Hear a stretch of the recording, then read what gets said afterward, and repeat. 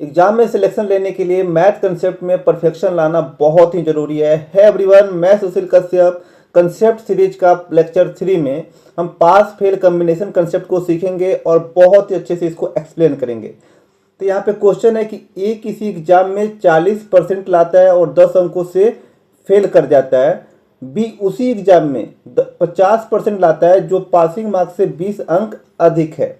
जैसे इसमें क्वेश्चन पूछ लेता है कि ए को कितना मार्क्स प्राप्त हुआ, बी को कितना मार्क्स प्राप्त हुआ, टोटल एग्जाम कितना नंबर का था, पासिंग मार्क्स कितना था और पासिंग परसेंटेज कितना था। कोई भी क्वेश्चन पूछ ले, आप आराम से इसको बना सकते हैं। इसमें सबसे पहले एक चीज़ का ध्यान रखिएगा कि किसी भी एग्जाम में जो पासिंग मार्क्स होता है सभी स्टूडेंट्स के लिए समान होता है।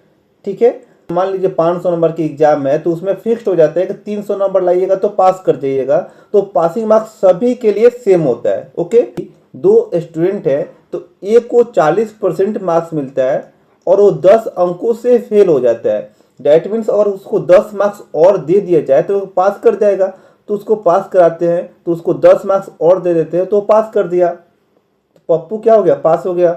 और बी को 50% मार्क्स मिलता है और 20 अंक ज़्यादा लाता है तो 20 मार्क्स उसको माइनस कर देंगे तो ए भी पास हो जाएगा।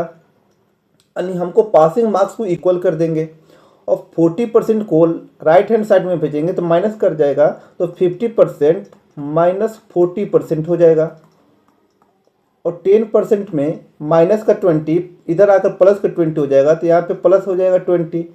अब इसमें से माइनस कीजिएगा तो 10% का जो वैल्यू निकलेगा वो हमको 30 मार्क्स निकल जाएगा, लेकिन हमको 1% का वैल्यू निकाल लेना है तो 0 से 0 को कट कर दीजिएगा तो हमारा 3 मार्क्स निकल जाएगा।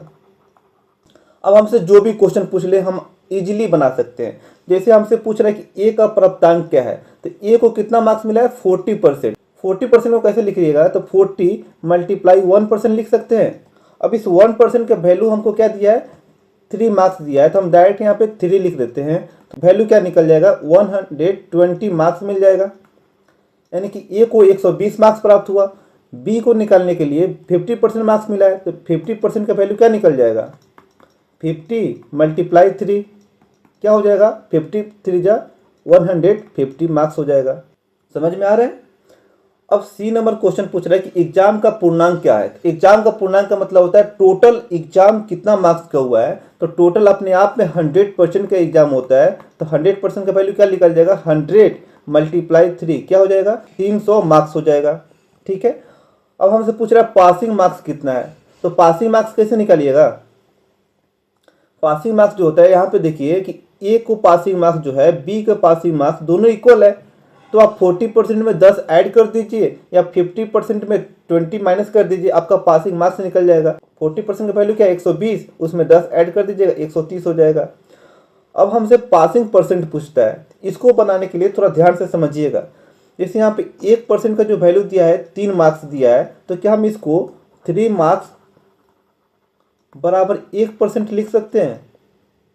और यहाँ पे हमको पासिंग मार्क्स जो दिया है 130 मार्क्स है, तो 130 मार्क्स का वैल्यू जो होगा क्या निकलेगा, तो 1/3 गुना 130 कर देंगे। अब इसको सिंप्लीफाई कीजिएगा तो 130/3% हमारा क्या निकल जाएगा, पासिंग परसेंटेज निकल जाएगा। आई होप इस क्वेश्चन के थ्रू आपने बहुत ही अच्छे से इस कंसेप्ट को समझा होगा। तो अभी तक इस चैनल को अगर सब्सक्राइब नहीं किए हो तो प्लीज़ सब्सक्राइब कर लीजिए और अपने ज़्यादा से ज़्यादा दोस्तों के पास शेयर कीजिए, और इस वीडियो को अच्छा लगा हो तो लाइक कर दीजिएगा, क्योंकि उससे मुझे मोटिवेशन मिलता है और मैं आप सबके लिए हमेशा ट्राई करता हूँ कि मैं आपके लिए अच्छा से अच्छा कंसेप्ट लाऊँ और आपको अच्छे से समझा पाऊँ। तो प्लीज़ सब्सक्राइब कर लीजिए और सपोर्ट कीजिए मुझे। Thank you very much.